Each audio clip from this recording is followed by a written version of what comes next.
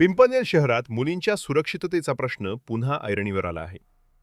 भर दिवसा बसस्थानक परिसरात मुलींना अडवून छेड काढणाऱ्या रोड रोमियोंनी अक्षरशः दहशत निर्माण केली होती. मात्र काल सायंकाळी पिंपळनेर पोलिसांनी रचलेल्या सापळ्यात 3 संशयित रंगेहात अडकले. बसस्थानक परिसरात अचानक गोंधळ उडाला, आरडाओरड झाली आणि काही क्षणातच रोड रोमियोंना पकडताना झालेला थरार सीसीटीव्ही कॅमेऱ्यात कैद झाला. संतप्त नातेवाईकांनी एका संशयिताला चांगलाच चोप दिल्याची दृश्येही समोर आली आहेत. या प्रकरणातील धक्कादायक बाब म्हणजे ताब्यात घेतलेल्या तिघांपैकी 2 संशयित अल्पवयीन असल्याची माहिती पोलिसांनी दिली आहे. सातत्याने तक्रारी येत असल्याने पोलिसांनी आधीच बसस्थानक परिसरात पाळत ठेवत सापळा रचला होता. दरम्यान काही दिवसांपूर्वी शाळकरी मुलीची छेड काढणारा संशयित अद्याप फरार असतानाच पुन्हा अशी घटना घडल्याने पिंपळनेर शहरात भीतीचं आणि संतापाचं वातावरण आहे.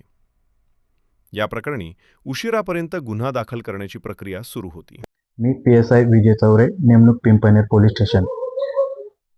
आम्हाला दिनांक 22/12/2025 ते 27/12/2025 रोजी असं काही road Romeo Pimpalner bus stand येथे मुलींची त्रास देत आहेत अशी माहिती मिळाली होती. त्या माहिती मिळाल्याच्या अनुषंगाने आम्ही ती बातमीची खात्री करण्याकामी 2 सिव्हिल म्हणजे साध्या वेशात 2 कर्मचारी नेमून तसेच पालकांची मदत घेऊन सदर आरोपितांना काल दिनांक 27/12/2025 रोजी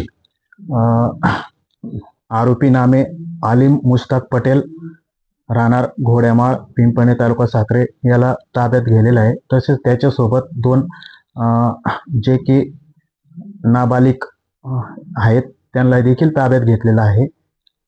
तसेच पीडित मुलीला पोलीस स्टेशन येथे बोलून तिची तक्रार घेऊन पिंपळनेर पोलीस स्टेशन येथे CCTNS क्रमांक 297/2025 भारतीय न्याय संहिता कलम 74, 75, 76, 351, 2, 3, 5 सह बालकांचं लैंगिक अपराधापासून संरक्षण अधिनियम 2012 चे कलम 7, 8, 11, 12 प्रमाणे कारवाई करण्यात आलेली आहे. तसेच आलिम मुश्ताक पटेल यास ताब्यात घेऊन मान्य कोर्टात हजर करीत आहोत.